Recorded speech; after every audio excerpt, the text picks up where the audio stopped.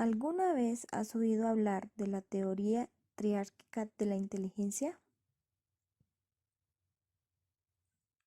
Pues esta teoría fue desarrollada por Robert Jeffrey Sternberg.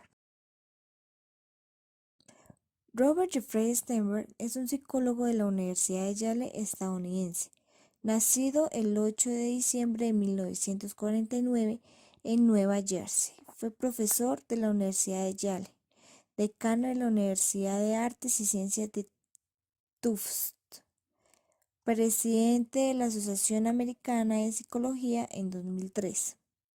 Actualmente es rector y profesor de psicología en la Universidad de Oklahoma.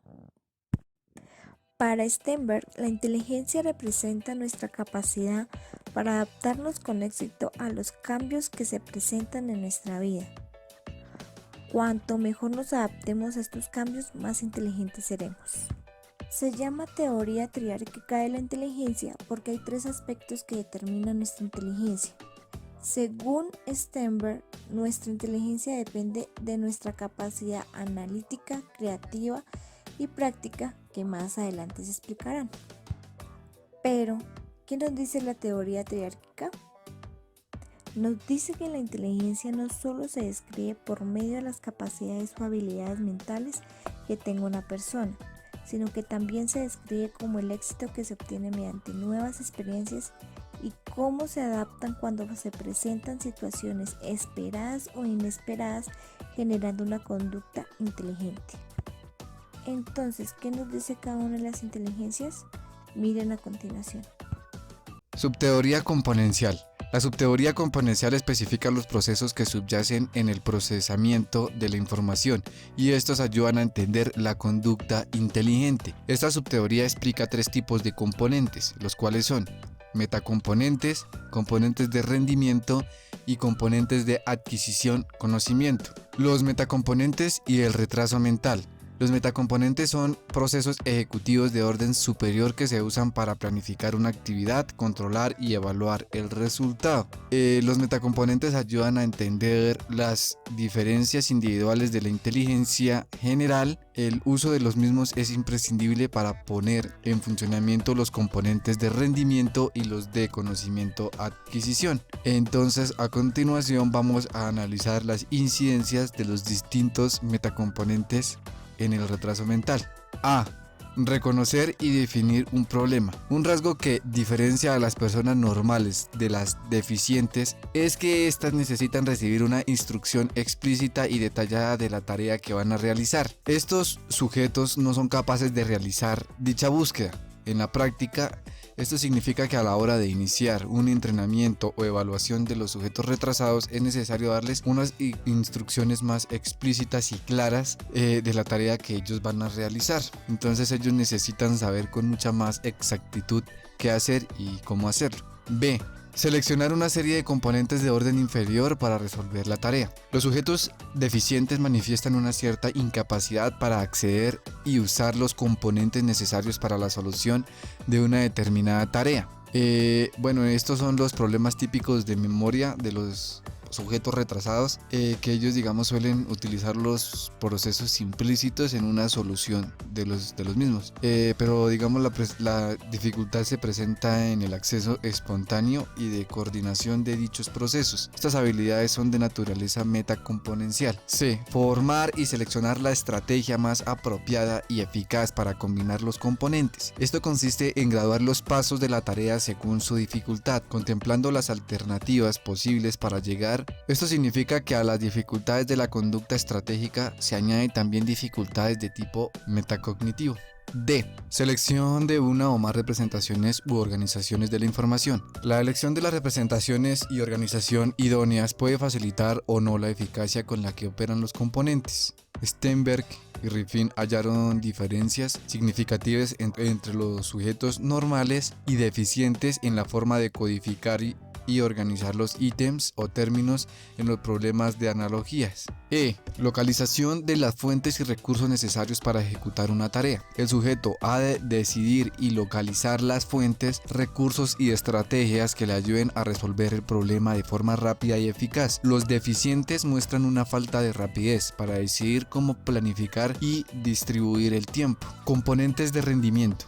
Los componentes de rendimiento son procesos de orden inferior que ejecutan lo que le mandan los metacomponentes. Se distinguen principalmente los siguientes procesos en los metacomponentes de ejecución.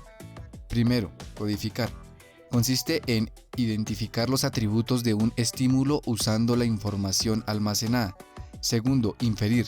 Supone establecer las relaciones entre los estímulos. Tercero, mapping. Consiste en descubrir las relaciones entre relaciones. Cuarto, aplicar las inferencias a situaciones nuevas. Es el proceso mediante el cual se explora la regla inducida a situaciones nuevas. Número 5. Comparar. Consiste en decidir cuál de las posibles alternativas es la mejor para solucionar un problema. Sexto, justificar. Supone decidir si la solución elegida es buena para resolver el problema. Componentes de adquisición, retención y transfer.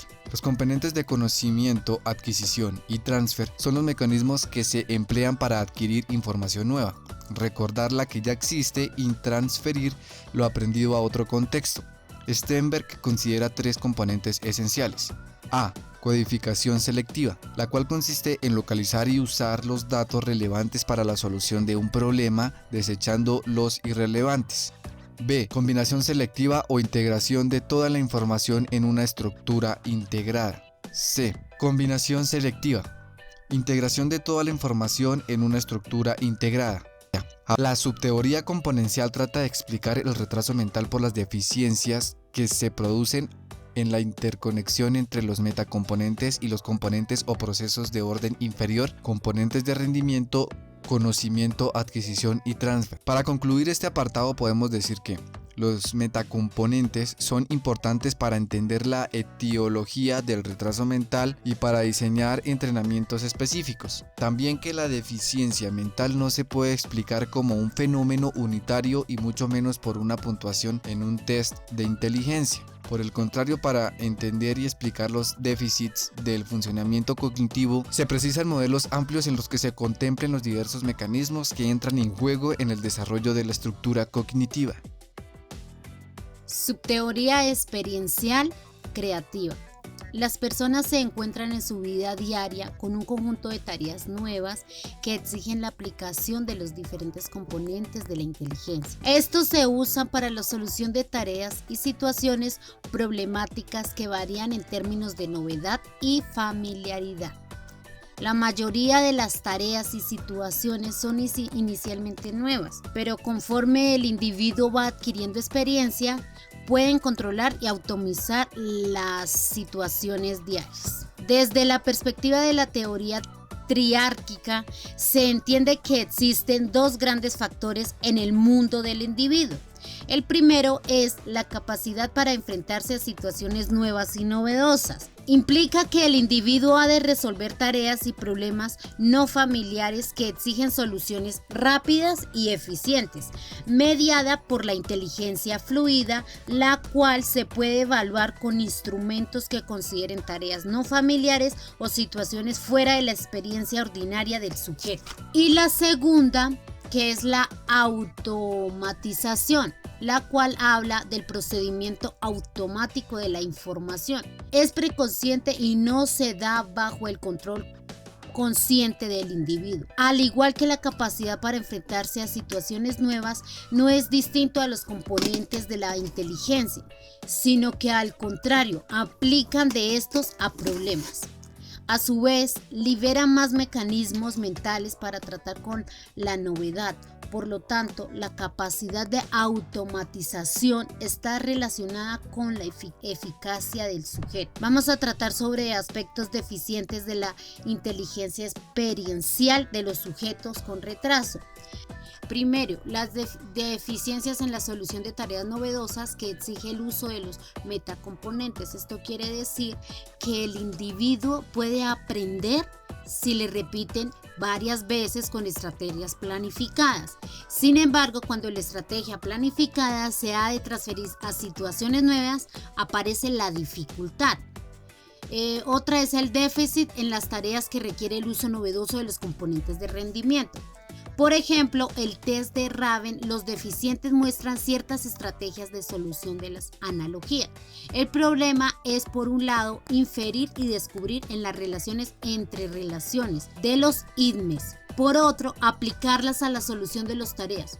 Por tanto, la localización del déficit reside en la utilización de los componentes de rendimiento a situaciones novedosas como puede ser los IDMES Raven. Por otro lado, vemos el déficit en las estrategias que exigen el uso novedoso de los componentes de conocimiento de adquisición. Esto se refiere a que los sujetos deficientes pueden resolver ciertas tareas rutinarias casi igual que los normales, pero la dificultad se presenta cuando ha de decir cómo hacerlo en situaciones novedosas y diferentes a las acostumbradas. Por lo tanto, la dificultad está en el uso de los componentes de conocimiento, adquisición o lo que es lo mismo, les falla los aspectos selectivos de la codificación, combinación y comparación de la información que posee cuando tiene que aplicarlos a situaciones nuevas. Vemos el deficiente en la automatización, que se refiere a que los deficientes pueden optimizar e incluso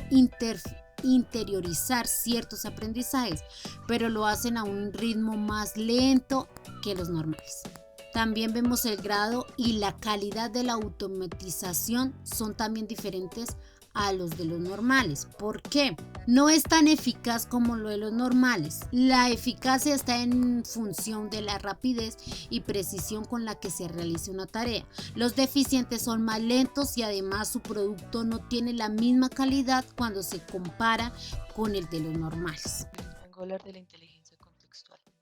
Esta inteligencia trata de la habilidad para entender los límites de nuestro conocimiento y adaptarlos a un ambiente diferente.